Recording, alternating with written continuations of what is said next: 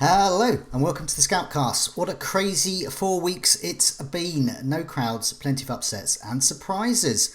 Last week we chatted about that. Now we're looking ahead and that starts with game week 5. My name is Joe. My name's Az. My name's Andy. Welcome everyone. Az, what's coming up in the show?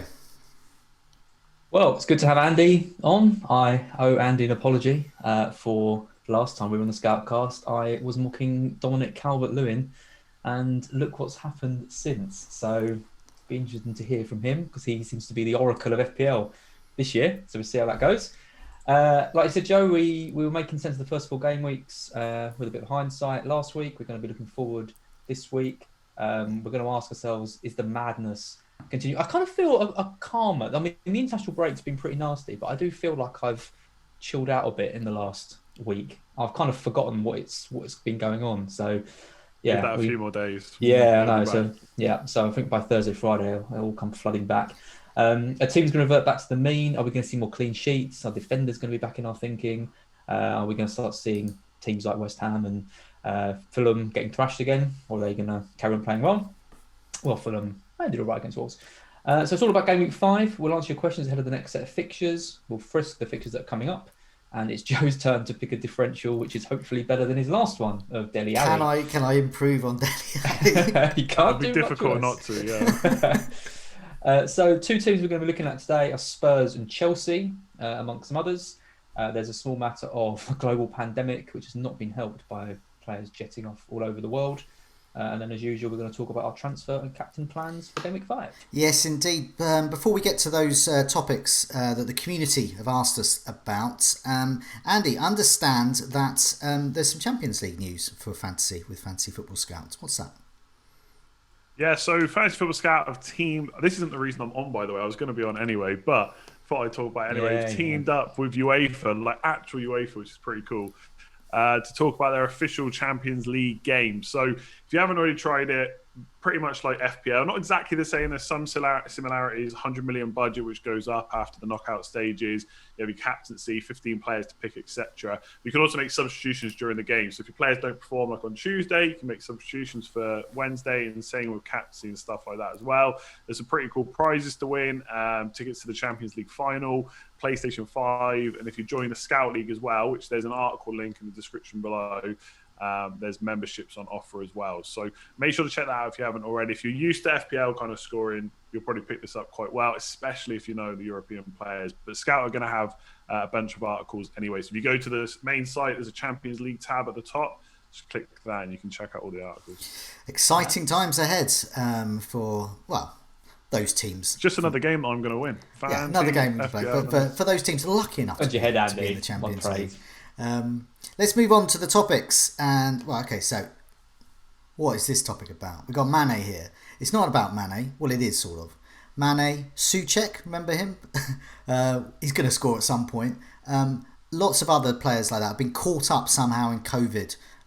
So either they've had positive results or they've been forced to self-isolate because their international teammates have had issues with it. Either way, it's been tricky.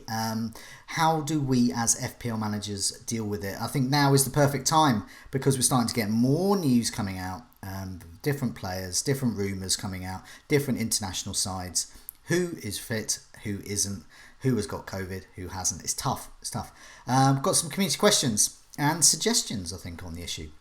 Hot Dogs for Tea asks, should we especially focus on flexible formations with COVID? Should this mean we have a strong bench? What is the most flexible formation? 3-5-2 or 4-4-2? Or a formation with perhaps with Brewster up front, with that sort of 2 up front and then Brewster, and then maybe put him into a 3 even. 3-4-3, 4-3-3, some of the possibilities. Sledger asks, should we get in players who have not played in internationals because of that risk, greater risk of COVID-19, positive tests and also injuries, as we will talk about a bit later with some of the Manchester City players. Miguel Sanchez, do we need a 4 million defender as bench fodder like Mitchell, or should we upgrade to playing a 4.5 defender? So do we need those absolute bench fodder players at the moment, especially with COVID? So yeah, I mean, over to you, Andy. First, I mean, what do you think? How are we going to cope with this? I mean, yeah, how are you coping with it? Because it is different. It is different, but I'm not playing it any differently at the moment. I'm kind of just risking it. I had this conversation with someone on Twitter the other day about, they were saying like, goalkeepers, you need a bench goalkeeper, you need a full playing bench. But the thing I'm thinking of, which I think it's very hard to actually put numbers on it, but I'm thinking if I spend 0.5 million extra on a goalkeeper, which most weeks I don't want to play, how often am I going to need that goalkeeper off the bench because my goalkeeper happens to be the one that has to self-isolate and can't play? And how much extra points have I lost by not having that 0.5 in my team? And I'm kind of thinking the same with my bench. Now, it might be a little bit different if you've played or are playing your wild card, because it's probably more difficult to be, as risky when you haven't got that in your back pocket. But I'm just thinking, like, again, how often am I going to have all three players coming off my bench? And how much money do I actually want to put into them so they'd actually be worthwhile anyway? Like, I've got Basuma, I've got Ayling on my bench as well, and I've got Mitchell. Now, I know Mitchell's not going to be an option, maybe even from this week, right? But I'm not really worried about that. I just can't see too many situations where I've got, like, three players missing that I know about before the game week started, where I also don't want to transfer any of them out. It just seems like such a kind of niche situation to happen. So right now I'm not changing my tactics at all, but I am fully aware that's a risk, and I know at some point it's probably going to cost me a 4-point hit or so down the line, as it might do this week, which I'll talk about later on, because I've made early transfers and now there's obviously injuries coming off. I was coming to that early transfers. I was going to say with COVID as well and early transfers. Now I know you're quite partial to an early transfer. If you want to make the move, you make the move. But having said that, we don't know what's going to happen. We don't know how many of your players are going to be unavailable.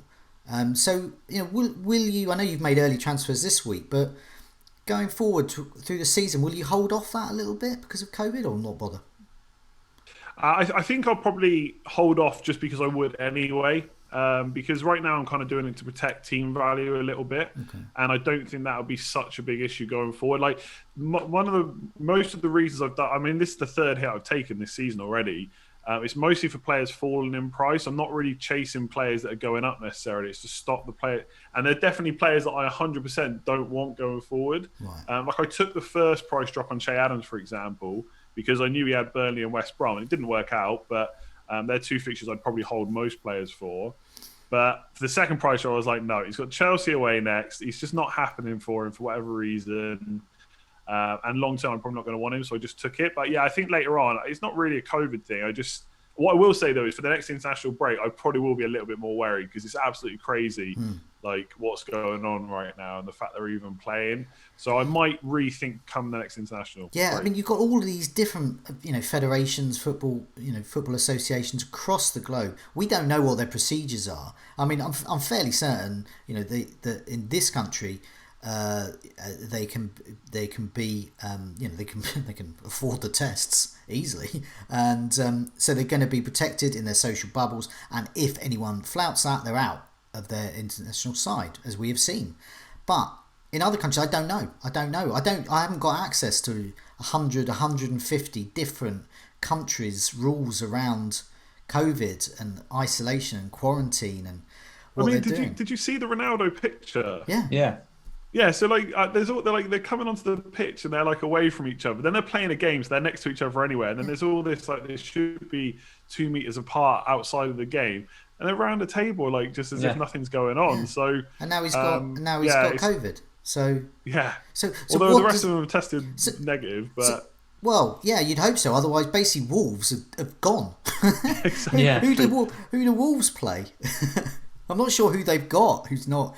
I mean, Jimenez on his own. I mean, maybe he can score on his own against the. I mean, the internationals really have such a potential just to ruin everything, don't they? Because at least when it's two teams playing each other, or they're all contained within those clubs, and they can if they all got it, they could all isolate and they could play the reserves over. Well, I mean, when you've got different players from different clubs playing different countries, different leagues, different I can't quite believe that it's kind of happens. Like they've allowed these, friendlies as well, like to go ahead like they have. It's really surprising, I think.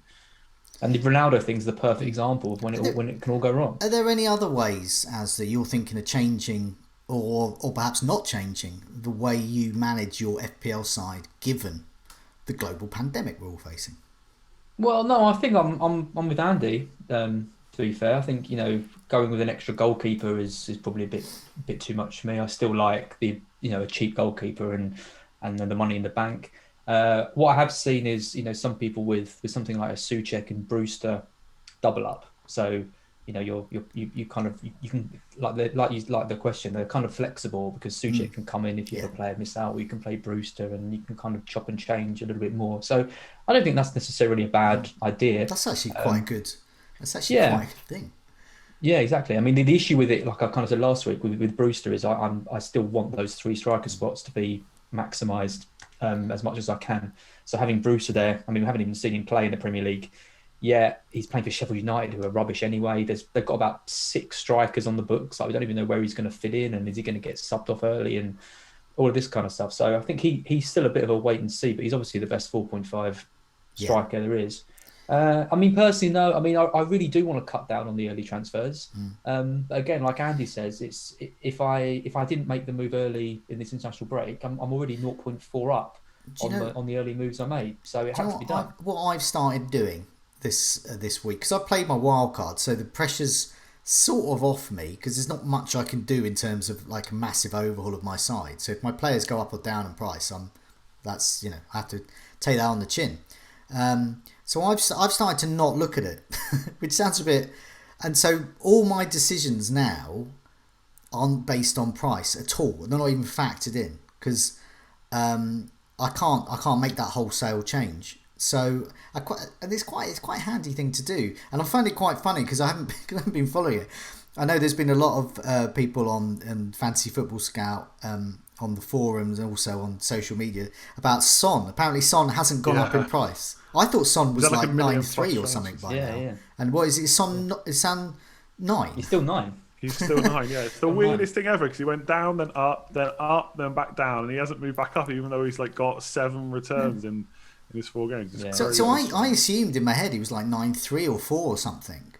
And even then I still think that's probably a bargain. So maybe that's the way. I mean, I remember FPL General did a quite good podcast pre-season talking about how he was going to sort of move away from a lot of that information that's going, and not look at the price rise sites so much, and not look at live FPL and look how your rank's doing and those types of things.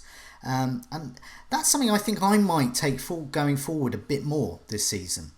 I can't make those wholesale changes, so there's not much I could do about it.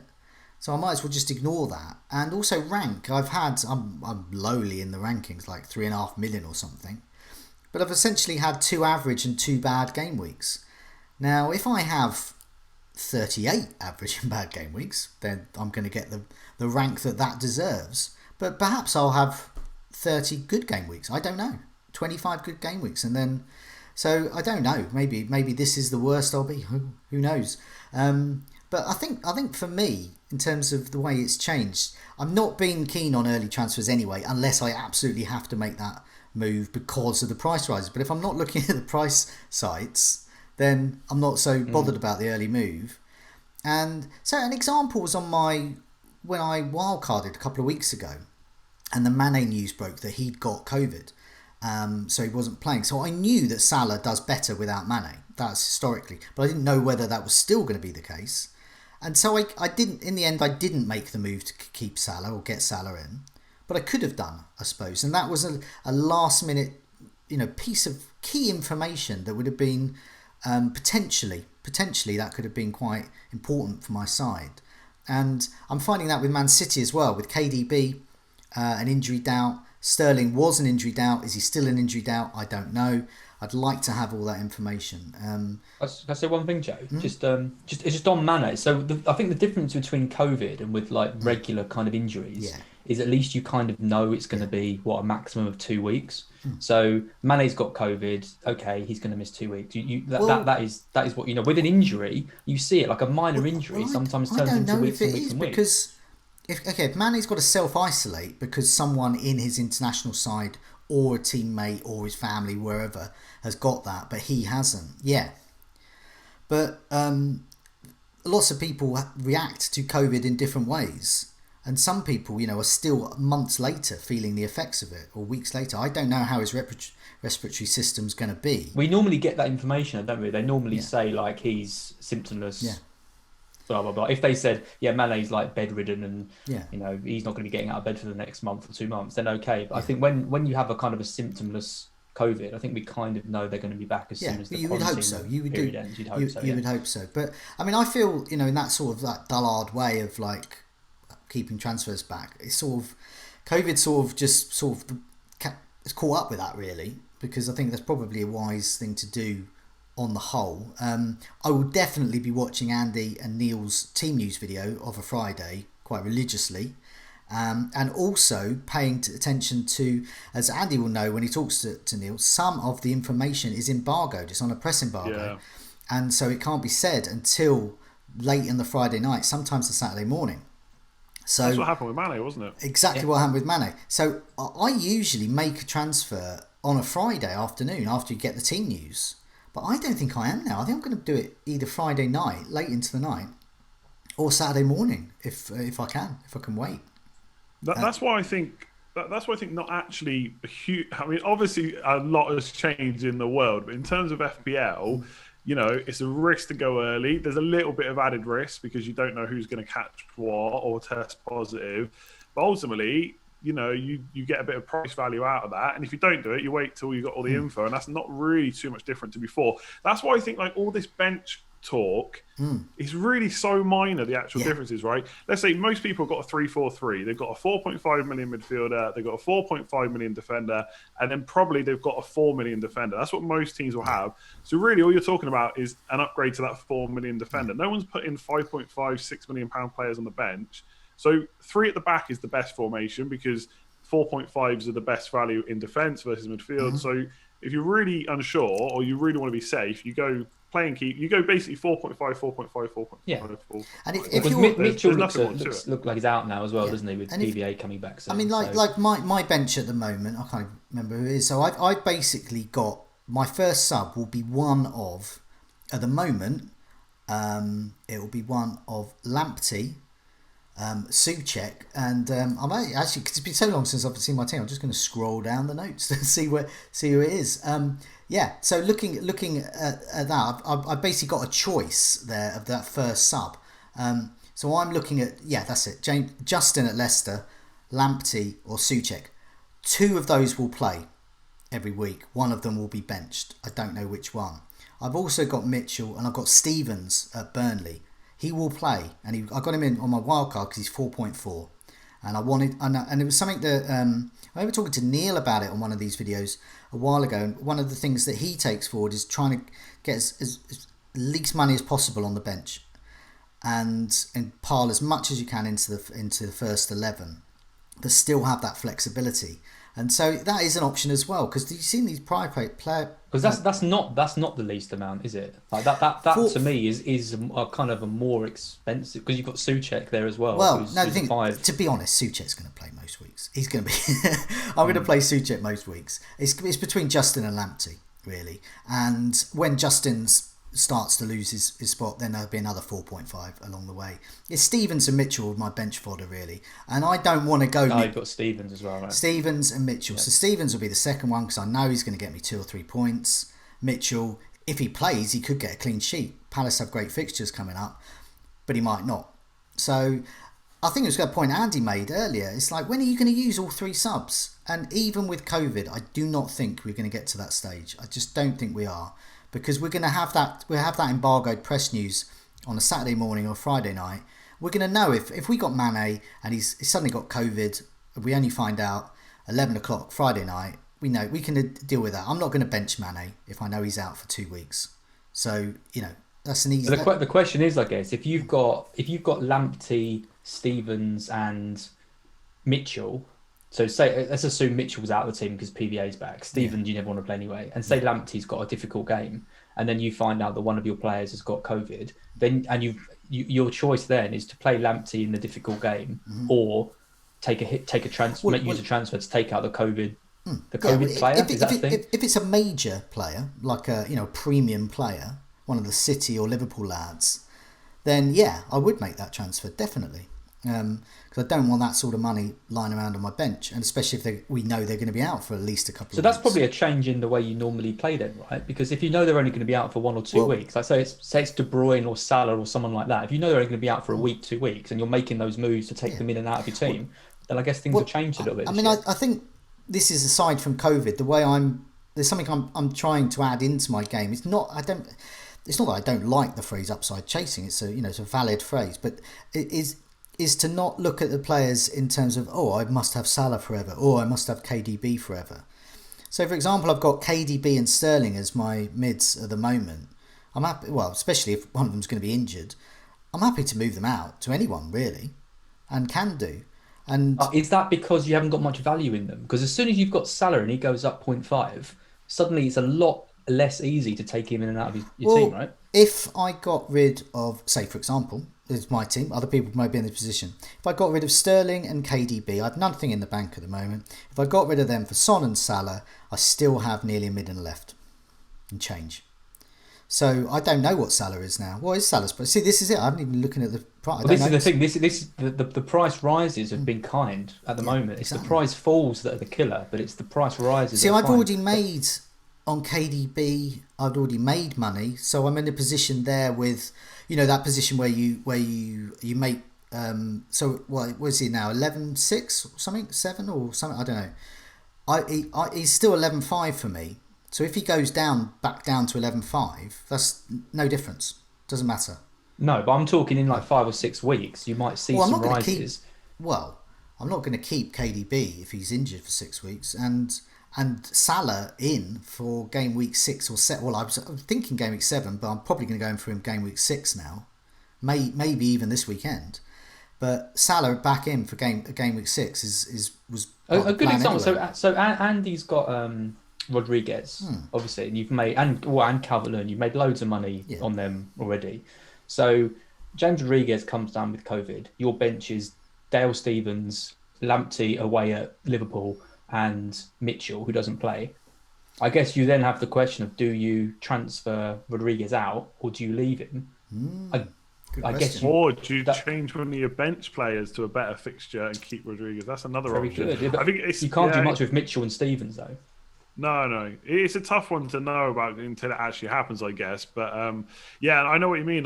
Because when it's just a week, it's really tough because you don't want to lose that money. When it's like a long-term thing, you just don't worry about it because you'll go down in price, and by that, in 4 weeks, everything could have changed again. It might be a different player. I don't know what I would do in that situation. But I don't think for now it's going to put me off going early. Yeah.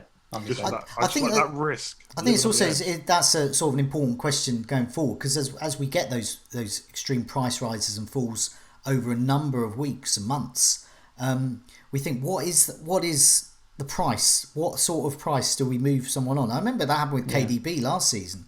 So he went up $1 million, was it? And I had like $500,000 tied up in value in him. So getting rid of him would have been difficult, but yeah, I guess because I don't have that value tied up, it's very easy for me to think, well, I'll just get rid of this guy and just get another guy in.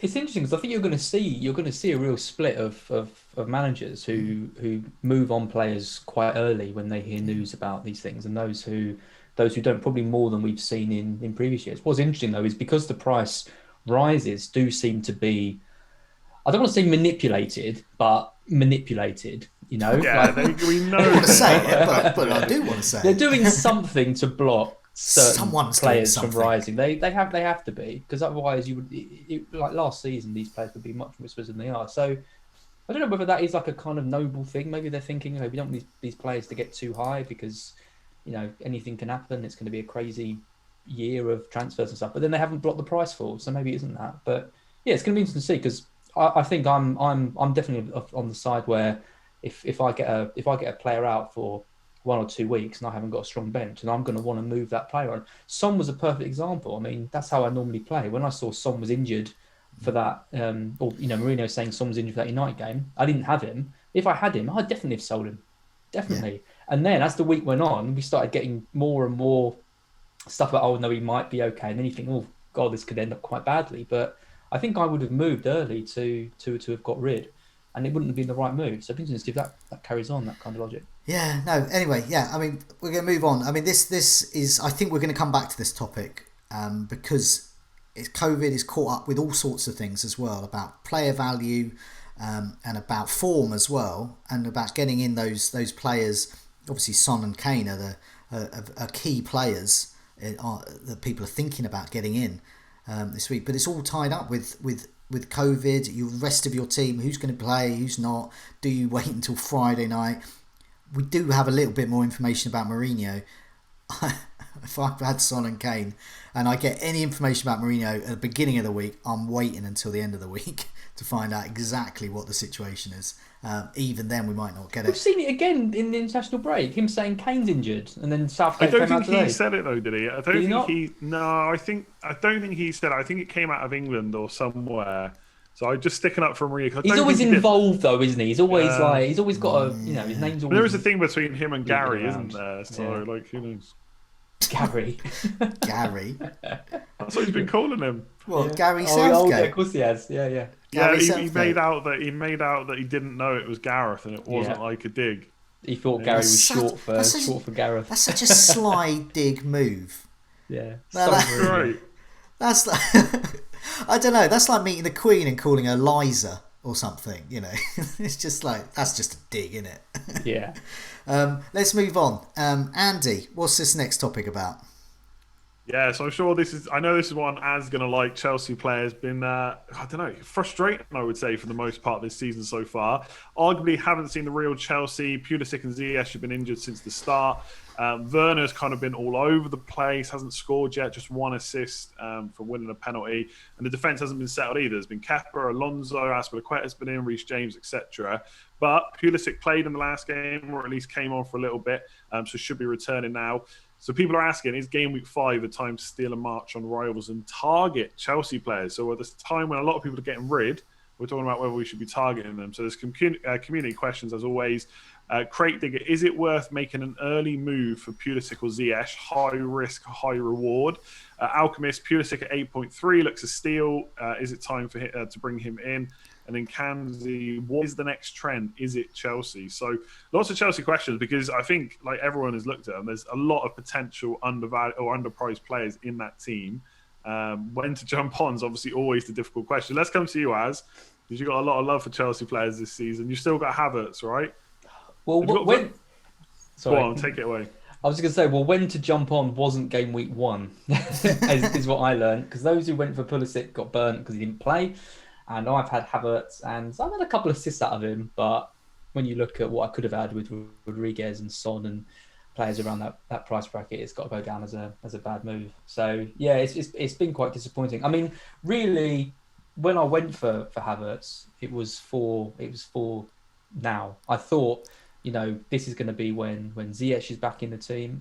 Obviously, when Pulisic was confirmed out, I thought, I was hoping he was going to be there, and that might have helped Havertz a bit. But obviously, he's back. It means Werner's going to play up front as well, in theory, rather than playing on the left wing and all over the place. So I think like you say, we are going to see a new look Chelsea in this Southampton game.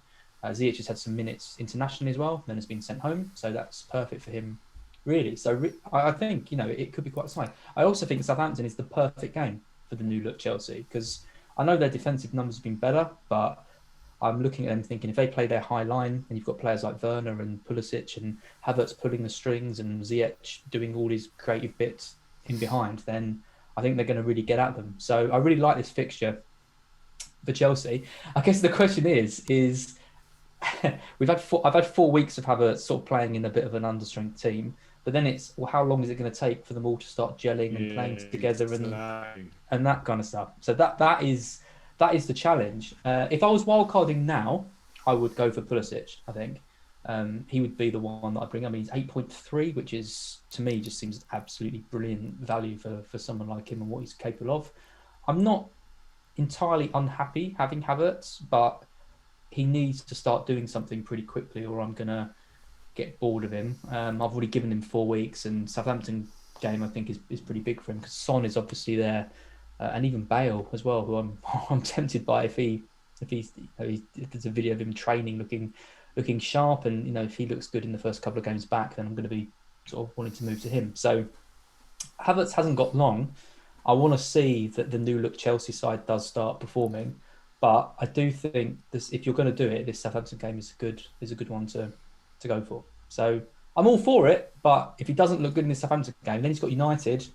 I don't know what's going to happen in that. That could be another great game for them. Then they've got Burnley, so it could potentially be 3 really good games for the Chelsea lads. So let's say you got no wild card and no Chelsea players. Are you jumping on this week? I don't think so. No, I think that gives you the ability to wait and see a bit. Because I mean, there's not that much risk, is there? Because none of them are that highly owned anyway.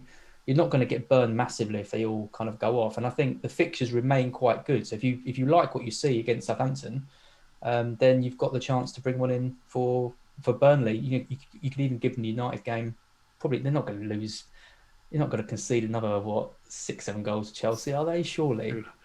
I think for me, and I've listened to you talk a lot about on Black Boss and Scoutcast, and I was similar with Werner. I got rid of him last week actually, and I just told myself at the start of the season, if I was trying to talk myself into all these things had to happen, because it's like we'll wait for them all to be together, and then will they all be fine? And then Werner's only not playing well because he's not playing up front. I remember Pogba, Pogba needs someone next to him who's defensive. Pogba needs to play in a 4-3-3. It's just never. I mean, it's not like it's never clicked. Like he's played well at times, but it just feels that's what I was telling myself about Werner. Where he needs to play up front. He needs to have Pulisic. He needs Ziyech. Once they're all back, Chelsea will be brilliant. And they have been scoring goals, albeit like Zuma's already clocked up with 2. James had 1. So like their front kind of 3 is not really gelling. And the thing for me is, if Southampton doesn't work out, you suddenly got that Man United game, which, okay, right now, that looks like a great fixture. Like, they're one of the worst teams in the league. Probably the worst team, given what we expect from them so far this season. But you're not going to like seeing that on paper. And Man United aren't going to keep doing this forever.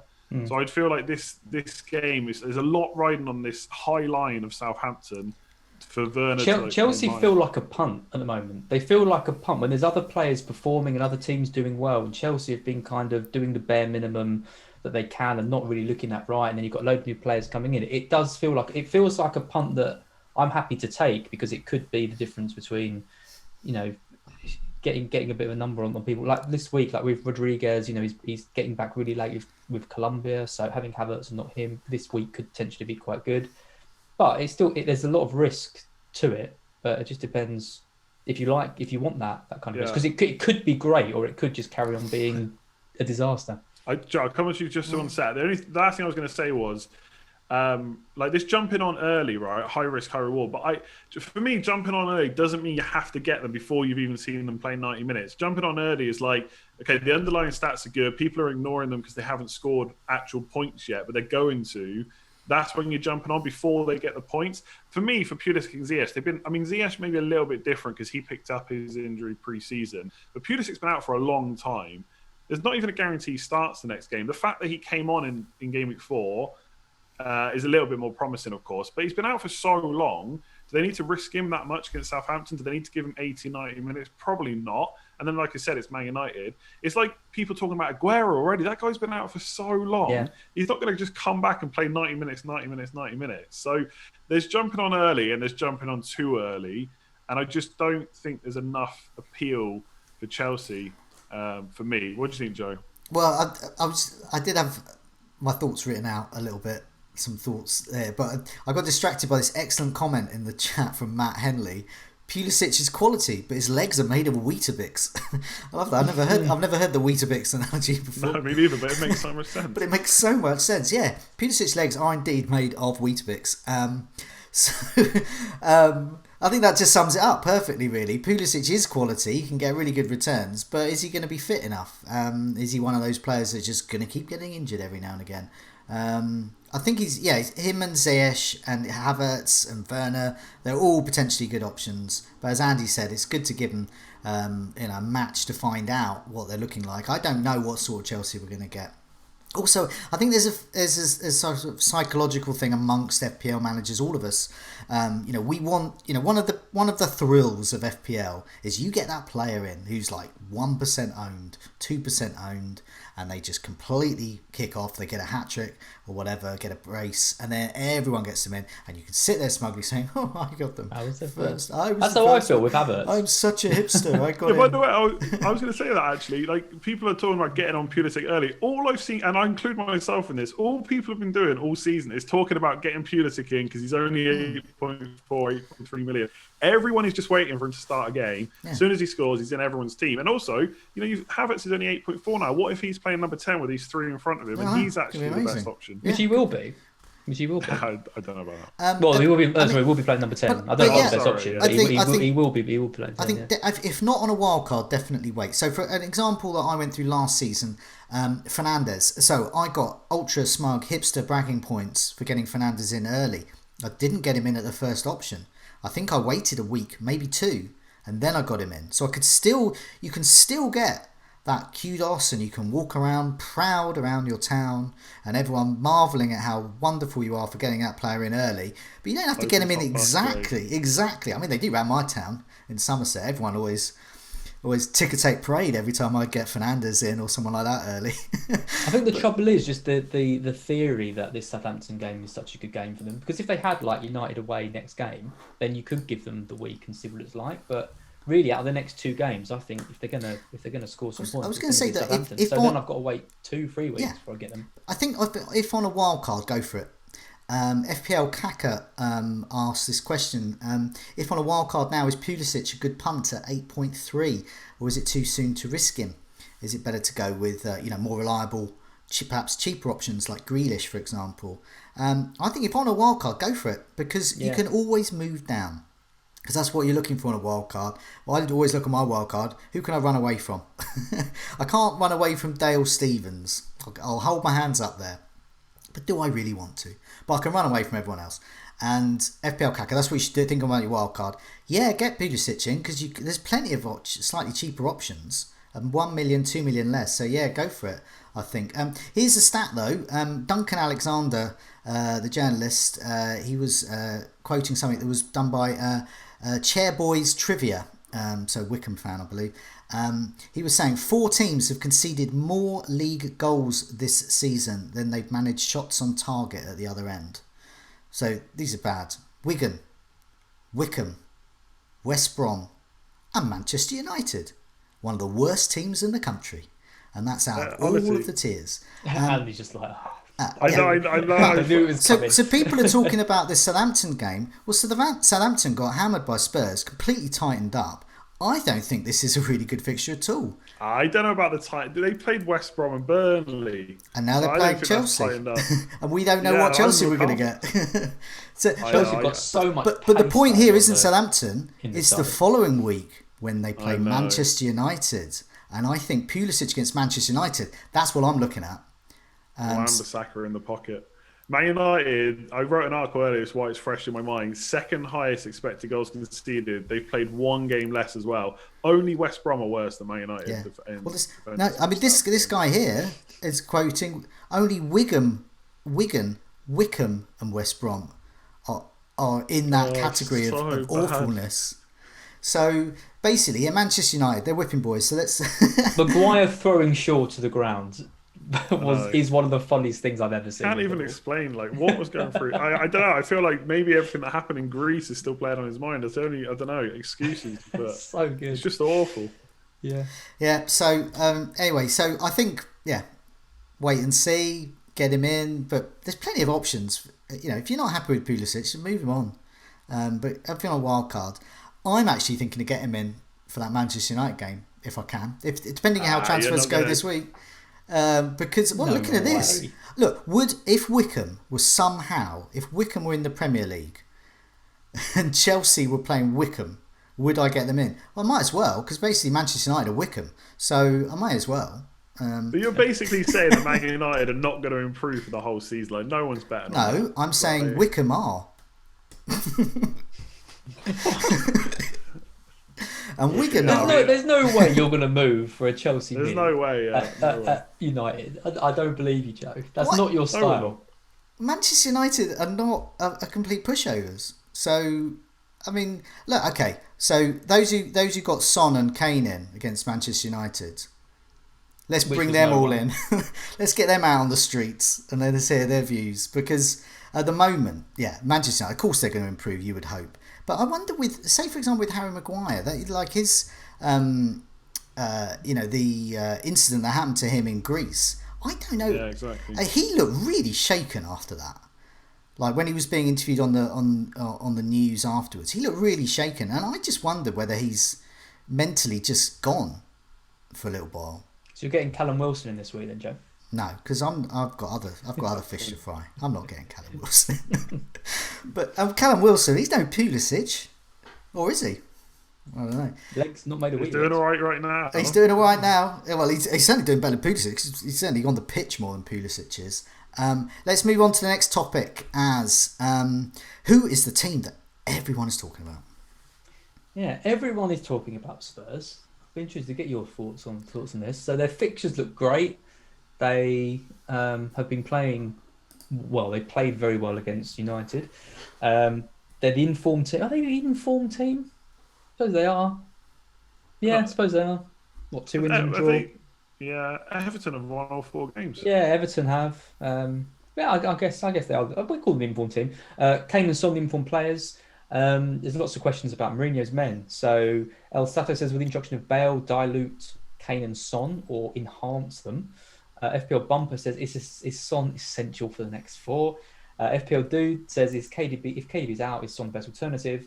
And FPL Jacket says, would you rather have Son or Kane or both?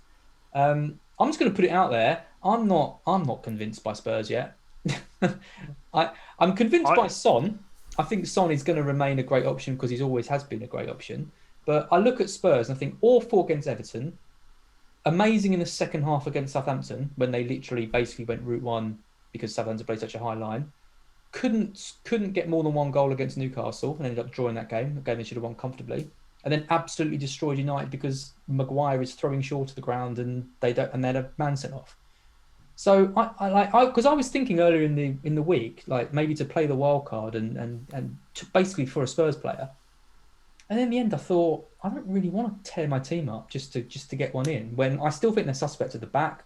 I think they've got Doherty and Aurier, who are both a bit liabilities defensively. Their centre backs I don't have much confidence in. Their midfield I don't have much confidence in. Creatively, I haven't got that much confidence in. It's Kane and Son really who are the main ones. So I think are going to keep doing well because they're good options. But I don't think any of them are essential, personally. What do you think, Andy? Yeah, I pretty much agree. Like, people aren't like it. Right? They are overperforming. They have overperformed. There's no doubt about it. That doesn't mean they're bad options. They're definitely not essential. Like, Kane has had 9 returns in 4 games. He can't keep that up. Son's had 7 in 4 games. He won't keep that up. Kane's had 6 assists from 0.5 expected assists. Son's had 6 goals from 1.81 expected goals, right? Now, Son overperforms his XG every season, but that is huge, right? So he's not going to keep that up. But they are still good options. They're really good options because the fixtures are just incredible, right? So it's West Ham next, which some people might say that's a tough game now. I think it's a bit too early for me to think that West Ham are now this great defensive team, even though they have performed great so far. Burnley, Brighton, West Brom. So it doesn't really get much better over the next 4. So I can see why people are looking to bring them in. But I'm kind of the same as you. When that Man United game was going on, I was putting wildcard teams together. Because I was like, I need to get Son in as other players I can move around. For me, it came down, and this might change this week because of what's happening with De Bruyne. It kind of came down to captaincy a bit, and that, okay, Son's a fine captain against West Ham, but I've already got De Bruyne against Arsenal, so I probably didn't need to move. If De Bruyne is out, then it's a little bit of a different conversation. To answer that question, if De Bruyne is out and you've already got Salah, then I think Son probably is the next best player, unless you want to keep a Man City player to go to Sterling. But if they're without De Bruyne, Jesus and Aguero, I wouldn't be so keen on getting Sterling myself personally. But yeah, they are overperforming 100%, but they've still got good fixtures. There's no reason why they can't keep scoring. They're just not going to score. Kane's not going to return. Kane might get 9 returns in the next 9 games, let alone the next 4. Essential is just such an overused word. They're not essential. I mean, firstly, no one's essential. I mean, Joe's without Salah. You could argue Salah is the essential player because of what he's done over the last few seasons. But he's not. Like, you can make a good team. As I said last time we were on, we're talking about. As I said last time we were on, even though Salah got a brace, I'd have been worse off having Salah over Sterling. Because so no one's essential. Is never essential. Yeah. One player is never essential, and I don't think a Spurs. Well, I will say that I do think Spurs are quite exciting right now. The Højbjerg's coming in; he's playing really well. I think Reguilon at left back is going to really help them as well, because on the right hand side, I feel like maybe I got this wrong. Like, you can disagree. Like, Doherty and Aurier are very similar players in how they play for Spurs, but Reguilon's going to be able to get up and down, which Ben Davies just cannot do. Like, he can get up and then stay up for a bit and then maybe get down, a little bit later on. Whereas I think Reguilon's he's just so young and fit. He's going to be up and down, up and down. And that's really going to change their style of play, I think, a little bit. And then Bale comes in. I mean, how exciting is that? I mean, I saw the excitement over some training videos of him scoring past Joe Hart. I think I was one of them. I can't believe he scored against Joe Hart. Who can? I know. I'm just excited. I'm excited to see him back. I'm excited to see him back. Just him, and just in general, him shoot. I mean, even if there was no goalkeeper in, just seeing him taking shots and topo keeping off the goalkeeper and bending shots. It's just, I just love him. I just think he's such a great player. To answer that question specifically on Bale, I definitely don't think it makes them much worse options. But I do, again, unless I've got this wrong, I remember Bale back in the day, one of the reasons he was so good, because he's very greedy, like he would shoot on sight. And I feel like Son's actually a bit like that as well. And it's not to say that makes them bad players, but if they get a sniff of a shot or a shot on goal, whatever, they're taking it. So potentially Bale comes in, that's maybe a little bit less assists potentially for Kane or Son. But I just think overall it's just going to make them so much better. If he can perform like we know he can. We don't know if that's going to happen yet because he hasn't played a huge amount kind of last season. Obviously, he's a bit older now than he was last time. But if he's anywhere near that level, that just makes Spurs way more enticing. The only thing I would say, if he's that good or going to be that good, maybe it's worth holding on and getting him and not Son. Potentially. Yeah, that's what I want to do. That's what I want to do. I'd love an excuse to get Bale in over Son. Only 0.5 more. You won't be able to spend that 0.5 on your second goalkeeper. That's the only problem. Oh, yeah. God, I wish I had a nostalgia pick graphic.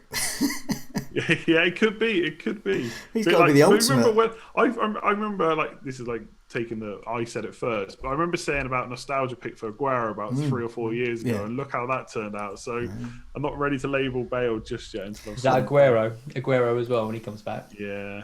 Probably could be. Yeah, I think Bale could be, obviously a great option if he's fit, which you would hope he is. But Son is that little bit cheaper, and Son is firing. So yeah, I think Bale would help Son. It's going to help any team, obviously. I just wonder if with his injury record recently, over a long period, whether But then Son's had his injury problems as well. So's Kane. So it could be something in Spurs in general there.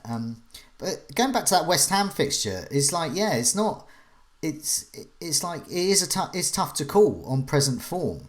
And I don't think West Ham are gonna be this good all the way through the season. But at the same time, I don't think the drop off between being West Ham this season and suddenly being West Ham last season is going to be like in one game.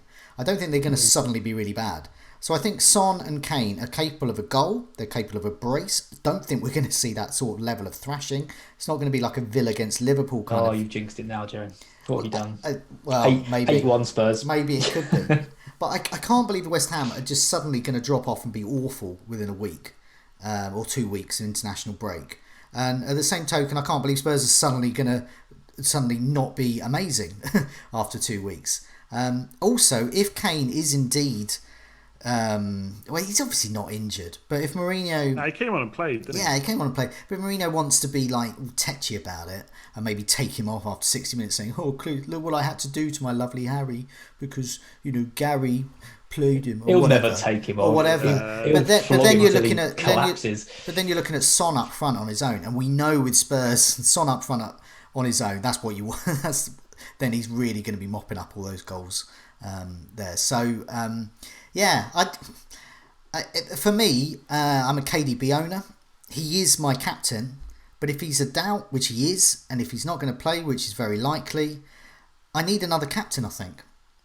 And Son is the obvious one, and it's an easy move.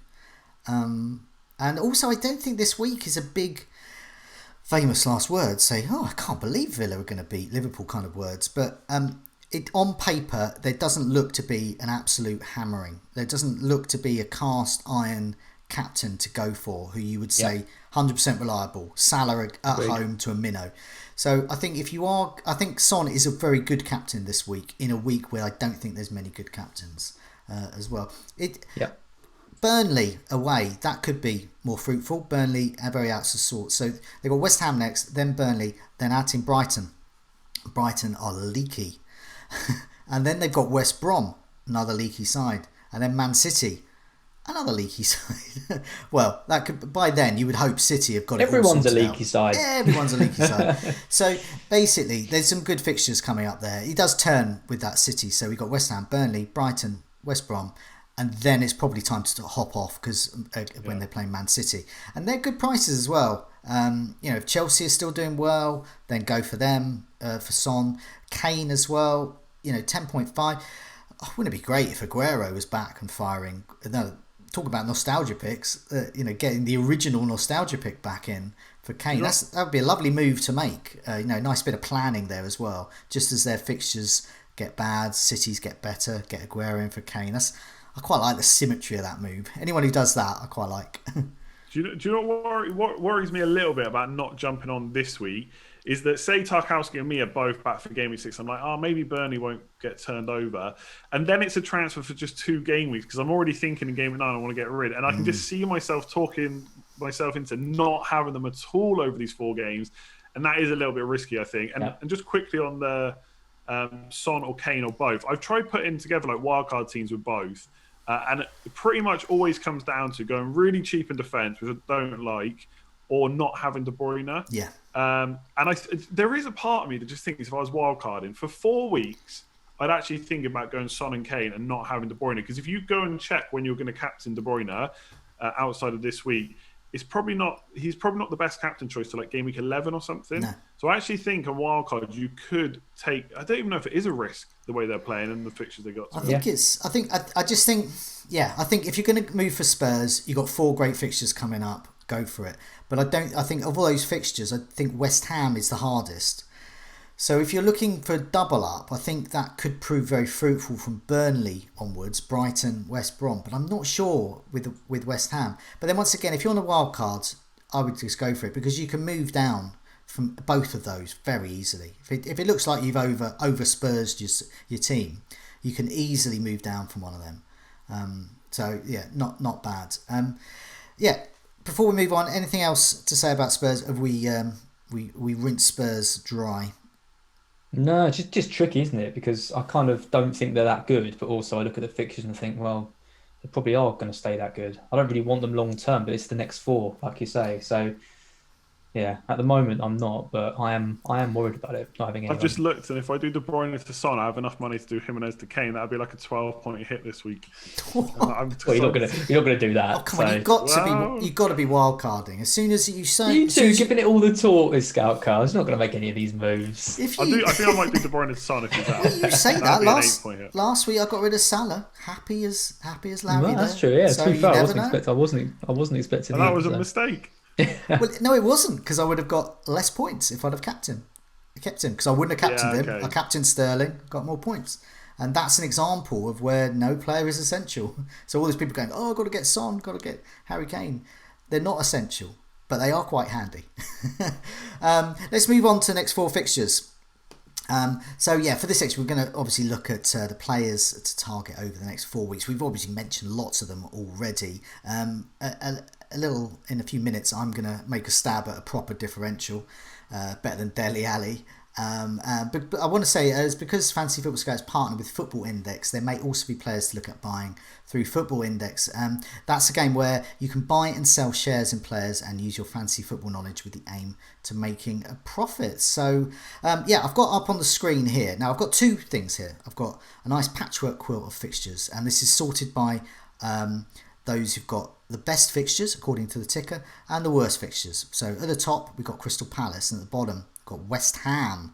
Then I've got another one here which is sort of in reverse order. It's expected goals. So these are I've done it in the order of the worst defences to worst attacks to the best attacks. So we can see Tottenham are the best, and we've spoken about them quite a lot. Liverpool are still up there. Everton, we know about. West Ham.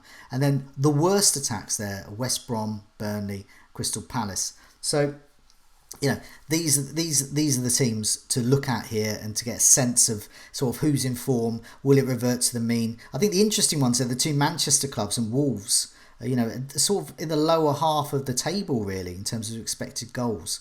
And I think that could be an issue. So you look at the fixtures there, and you look at Leeds, Newcastle, Crystal Palace, Leicester and Southampton. These are, it's a good bunch of fixtures coming up for Wolves. And then you look that their expected goals this season is less than 4. Now that's not so good. And then you look at Spurs, and their expected goals is nearly 10. So yeah, I don't know what either of you think. Andy, what do you think about the fixtures coming up? I know we've spoken about Spurs at length, but is there anything else that kind of springs out in terms of teams to target or players? Yeah, Wolves do worry me. Like 3.66 is like less than 1 a game. Last year they were like average was 1.4. They're the 6th worst team so far this season. They were 7th best the whole of last season. So it's only 4 games, but there is a little bit of me that's worried about that. In terms of like targeting the fixtures, so I actually when we first started kind of teaming up with Football Index, I picked it up and I put money at the start of the season into Dominic Calvert-Lewin, which has just returned kind of, really well, I would say. So I have been looking at kind of next 4 fixtures quite a bit. There's not many teams on this list that I would like to target, apart from Spurs, who we already talked about. Wolves, I don't know. I just don't know what to make of them. I don't know whether Johnny and Doherty and Jota have just made that much of a difference. There's talk about Nuno trying to change the kind of way they play, and maybe that's taken its time. I don't know if there's many players I would target if I didn't already own them from that team. Maybe a defender still, because I think they're still a really good defensive team. The one team that sticks out apart from Spurs is Brighton, I think. So, spoiler alert, I've bought in more pay already this week. I think Trossard looks good. I'm sure you talked about Lamptey like most weeks on here. He looks really good for 4.7 million. So they're a team I think they are leaky, but I think attacking-wise they've done quite well. And they've played, maybe not tricky teams, but they've played United, Chelsea and Everton, who on paper, at least from last season, would have been 3 of the better defences. Obviously, we know Man United have not been that this year, but overall some pretty tricky fixtures versus what they got coming out. I don't even think Crystal Palace away is necessarily that bad anymore. West Brom at home certainly isn't. Burnley's going to depend on what am I trying to say? Me and Tarkowski. If they're both bad, but even then, I don't know. Like, sure, I mean, Burnley do what Burnley do every season, but I don't know. Maybe if they have a really bad start, that might affect them. I don't know. Maybe that's clutching at straws a bit. But ultimately, I think that 4 fixture run for Brighton is pretty good. So I'll definitely be looking at more pay and Trossard on Football Index for sure. Yeah. So I know, obviously, a bit liking Brighton, but also their players as well. You're a fan in FPL of their players, and. Have you got a Brighton player in this week as well? I've gone for Mopé as well. Ooh, wow. I think we're blessed with lots of different striker options, but I like that Brighton are attacking teams like Man United before they knew Man United were rubbish. I liked that Mopé's on penalties, obviously, and I think that kind of almost kind of gung ho style that Brighton have got lends itself quite well to a 6.5 million striker. So I'm happy to have him. I'm looking at the expected goals table, and I think, if you'd showed me this at the start of the season, I'd be looking down from the top. West Brom, obviously. Burnley, fine. Crystal Palace, Fulham, Sheffield United. And then it just gets absolutely crazy. Doesn't it? Arsenal in there as well. I know, it's mad. And even at the other end, so West Ham and Everton, I would never have thought they would be, so high for expected goals. The amount of goals they've scored and the wins they've got it just shows it's a very, very strange it's a very strange start to the season. And it's going to be really interesting to see if this kind of pattern continues. Because if we're sitting here in another 4 weeks and this table looks similar to this, and you've got teams still getting crazy results and all that kind of thing, it just shows it's going to be really tough. Yeah, it's going to be a really tough season to. Like on that thing again, Man City, for example. Obviously, Man United and Man City have only played 3 times, but for Man City, that's 1.3 expected goals per game. Last season, again, very small sample size, of course. They're missing Aguero, Jesus, but just to show how much. Last season, they averaged 2.4 expected goals per game. So again, they're almost half what they were doing last season. Yeah. So maybe it's just small sample size. Maybe they just haven't clicked yet. But I don't know. It's worrying. Or maybe losing David Silva's affected them more than exactly. Yeah, kind of thought. I mean, I'm going to continue targeting fixtures and obviously, keeping an eye on form and targeting that as well. And if I end up, game week 38 at 3.5 million, well, I'm going to be annoyed about that. But at the same time, I'm going to look back and say, well, look, what did I do wrong? I targeted the right fixtures. I targeted the right players. Triple Everton. I didn't get triple Everton. But even if and maybe I should get triple Everton. And maybe I will coming up. But I don't. It's Andy's year this year, I reckon. But I don't necessarily like all of their fixtures coming up. And that Liverpool game, I'm not sure about. But you never know. But I just want to say, just before I come on to my differential, so drum roll for that one. I just want to say that you can sign up to Football Index today and take advantage of their 7-day £500 money back guarantee. There is a link in the description below to sign up, as well as a link to check out the full terms and conditions. This is for 18 plus only. Please gamble responsibly. You can check out begambleaware.org, and there's a link for this as well in the description. But now on to it's not Dele Alli. I haven't picked him as my differential. It's one of my favourites. Okay, so I do have a picture which explains a bit more. It is Patrick Van Aanholt. And I couldn't believe how lowly owned he was. Well, he's obviously been injured, but he is so lowly owned. He's so lowly owned. I mean, I thought he'd be at least in some teams knocking around on the bench somewhere. But he's back, and he's according to his Twitter. Now, FPL Traore, or FPL Adama, kindly just asked Patrick Van Aanholt. No one seems to know, so who can just tell me when you're back from injury, mate?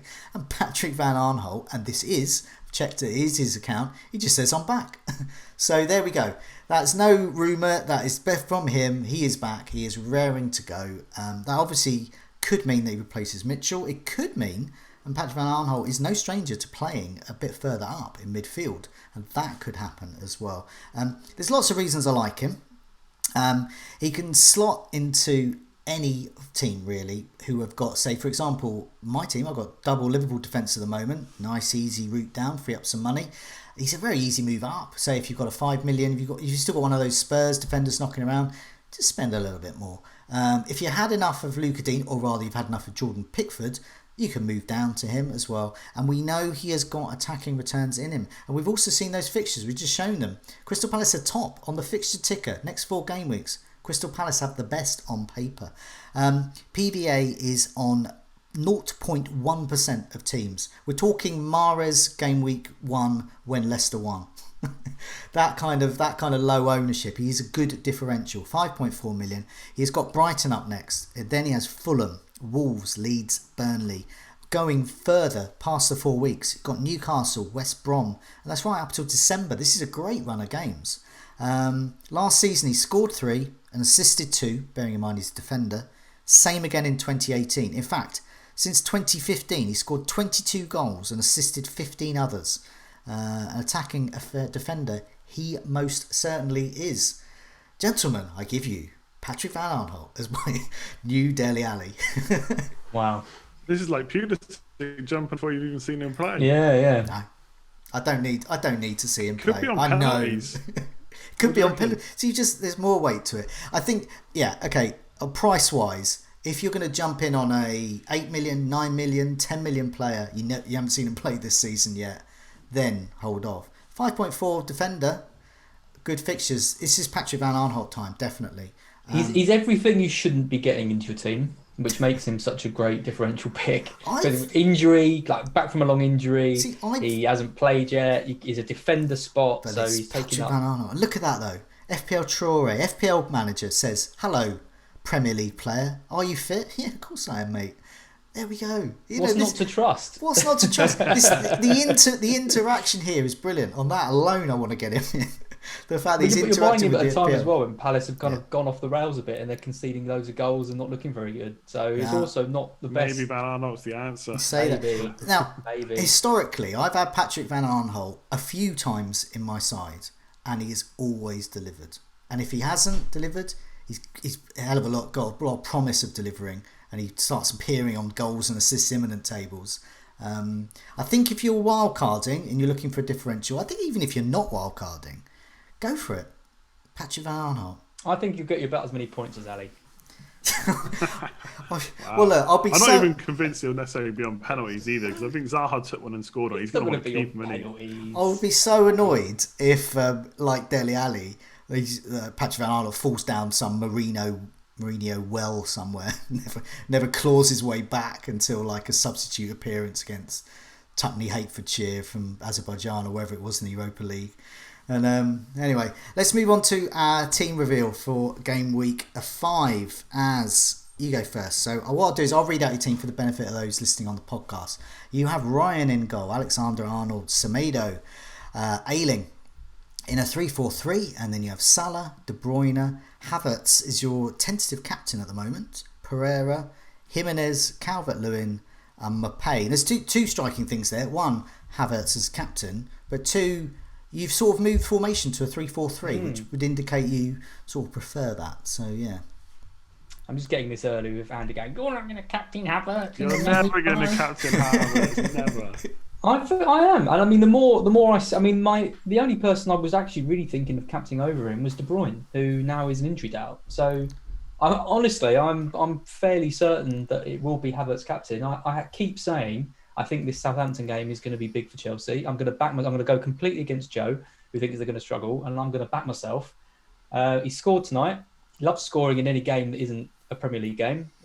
He got a hat-trick. I think Werner's got a goal and assist tonight as well. I mean, really, I think this is, if I had still had Werner, and I'm not annoyed that I got rid of him because I obviously got Calvert-Lewin in and made a bit of money. But if I had Werner, I think this would be a game that I was considering him for the captaincy as well. So if you still got him, I'd be pretty tempted. But yeah, my moves this week were Maupay in and Calvert-Lewin in for Werner and Davis, who both dropped from -4. I was debating the wild card to bring in Son, but I think I'll keep it. I mean, Pereira. I mean, looking at the expected goals in the last slide or whatever it was that you did, Joe, transition. Makes me think, West Brom aren't exactly going to be getting loads of goals and that. But I mean, Pereira has looked good in the games I've seen him play, but I think he probably is on borrowed time. Yeah, if I had him, I'd be looking at Trossard probably. I don't know about doubling up. Yeah, not doubling up, but no. I'm reasonably happy. I mean, I think some of the moves I've made quite recently have been quite good. Have kind of held off the wild card. Like, I'm happy with Ayling. I'm happy with Semedo, who was unlucky, I think, not to score. Yeah, I say unlucky. I mean, everyone kind of knew he was crap at shooting. But if he's getting into those positions, then he could get some attacking returns. So it's Pereira and Jimenez really that I'm worried about. Well, now this is a warning to those that are wildcarding. The game after the international break is really mad, and it's often like really mad, as in a bad way. Not what you think is going to happen. Not lots of goals. The player you think is going to score well isn't. And this could be the kind of week with Pereira captain against Burnley, and he ends up getting a brace. Yeah, I know. This is exactly that kind of week. I remember Chris Brunt being quite a good one after the international breaks. For me at times, and but anyway, so that's something to think about. There's few weeks when you're looking at your team and you've got like Salah and De Bruyne, and neither of them really stand out as a captain, because I mean, pretty much every other week from now it's going to be one of those two. But it just seems like a good week to take a little bit of a punt and hope that Everton and Arsenal can put up a fight. And when I'm looking at it, I think Chelsea have got the best potential to get some goals, so I'm gonna back myself. Okay, well, let's go with my team next. I've made no moves so far. This is genuine. I genuinely have not made any moves so far. So I have very different to your team actually, but it's still a 3-4-3. I've got Martinez, and then I've got Alexander-Arnold and Robertson. At the moment I've got Justin, but he could be Lamptey. I'm not sure which yet. Then I've got Souček, Barnes for his final hurrah against Villa. De Bruyne, Sterling, and then up front I've got Calvert-Lewin, Ings, and Jimenez. So if De Bruyne and Sterling were definitely fit, that'd be easy for me. Just no moves. There we go.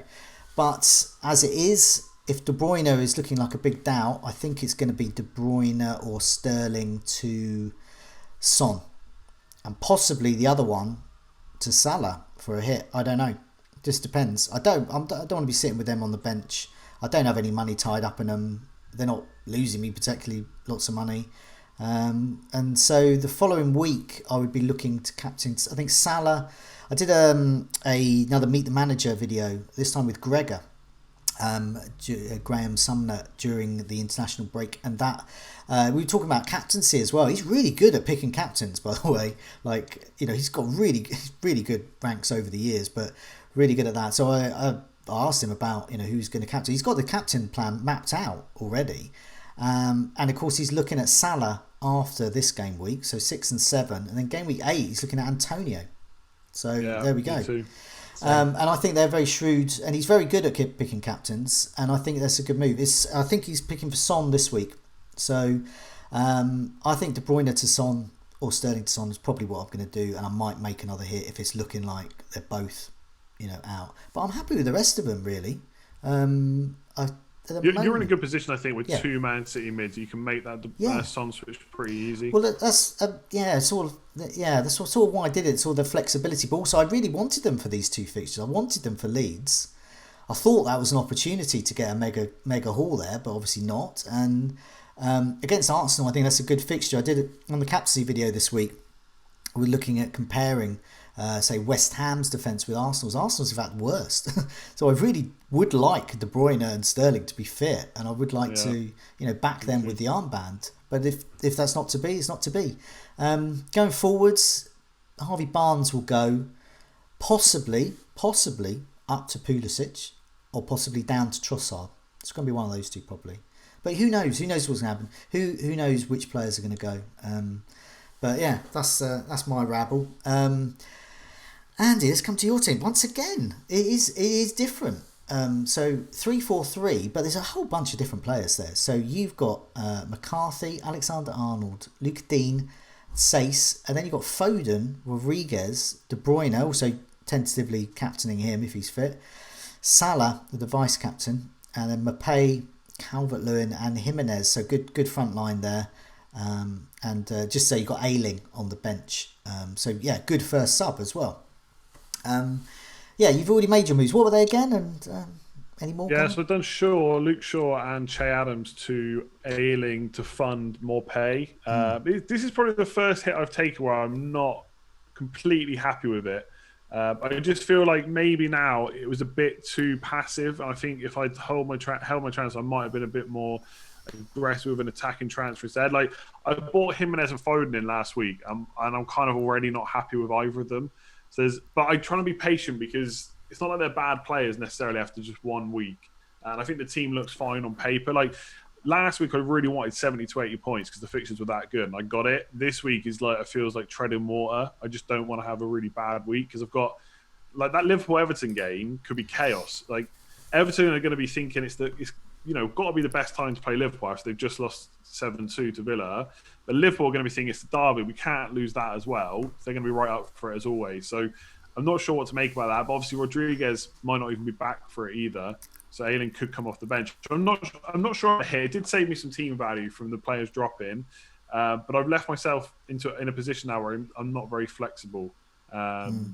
Like for upgrading Jimenez or downgrading Jimenez and upgrading Foden. I can't get Son in 2 transfers without getting rid of De Bruyne, basically. I mean, I've been looking at the pricing when pre-season, and one of my immediate thoughts was, I don't know if those 2 premium mids are sustainable with the rest of the team, and that's something I may move one down to Son, for example. I mean, I have that set up at the moment as you do, and as does. My problem is actually kind of structure as well, because I had Shaw and Sace 5 million defenders, and what I did with one of my 4.5s was upgrade them to Luka Dean. So I had 4 defenders more than 5 million, and that's kind of hurting me a little bit now. Like, Luka Dean's fine. The fixtures coming up are not bad, to be fair, for Everton, but I don't know if he's worth 6 million. But it's a lot of changes just to get that. That's why I've looked at the wild card, because a lot of transfers to eat some value out. I think the thing for your set, well, everyone's set up who hasn't wildcarded yet, is Brewster at Sheffield United. If he is a viable 4.5 option, suddenly that does open up possibilities to restructure a bit into a 3-5-2. And I think if I was wildcarding with that in mind. I mean, personally, it's not for me because I can't see how you can run away from Ryan Brewster. If he gets injured, you're stuffed because there isn't a single 4.5 striker who's actually going to turn up. So, I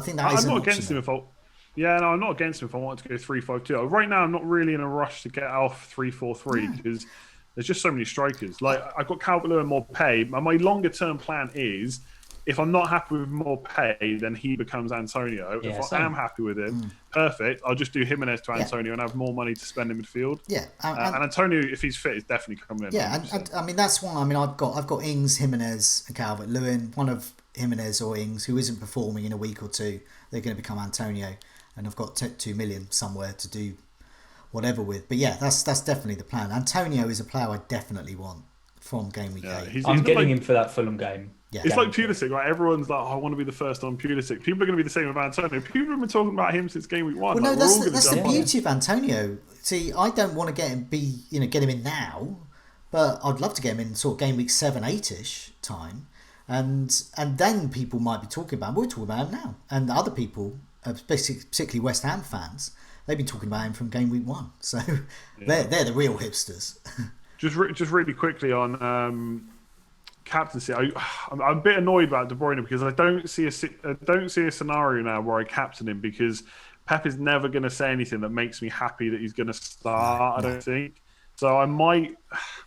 Part of me is just tempted to switch to Son for another hit and just captain him, or I just default to Salah. I guess Salah is my captain for the next. If I had Salah, I would just default to that. Just be done with it. I mean, he's my captain for the next 2 weeks, but I really wanted to captain De Bruyne this week. But yeah, we'll just have to see how it goes. If Pep says something really encouraging, I might still captain him. I don't. People are saying like, well, Son was injured and then he played, but I don't think it's the same. Like Mourinho was never convincing about Son, whereas De Bruyne has literally been, he's come out of Belgium that he's tired or whatever. Yeah. So I think it's a bit of a different scenario. Yeah, and also the only thing that put me off captaining Salah or indeed one of the Everton lads is just I can't call that fixture at all. I mean we've just seen Liverpool get hammered by Villa. We've seen Everton perform remarkably well, but it's a Merseyside derby. But there's going to be no fans there.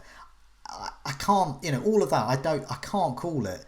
And also some games I quite like to just sort of watch. Not with my fantasy head on. I'd like to. I think that could be a good spectacle. I think it could be an amazing game. It could be an amazing 0-0. It could be an amazing 4-4. It's like with the Leeds Man City game. I mean, I was obviously pleased that Sterling scored for me as captain, but KDB blanking, and I was starting to think that. And at the same time, I was watching a lot of the game, and it's like I'm thinking, this is a really good game. This is like a game we haven't seen for a long time. This sort of Man City Leeds matchup. This is exciting, tactical, and lots going on here. And it'd be nice if some of our players were involved. Yeah, but they're saying or I had no players involved would have been even better because then I could have just joined. I mean, I'm just going to be stuck trying to enjoy Burnley against West Brom at this rate, and because I'll have no players there. But yeah, anyway, before we go, I just wanted to mention the members area. So a lot of the stats we've had up and the season ticker as well. We have gleaned from the Fantasy Football Scout members area. We've got up on the screen all the features there. Well worth the money. Been using that for years, and it's really good. And especially, I always go on about make your own tables as well. It's good fun to do. It's quite Moorish to make your own tables. You make about anything really.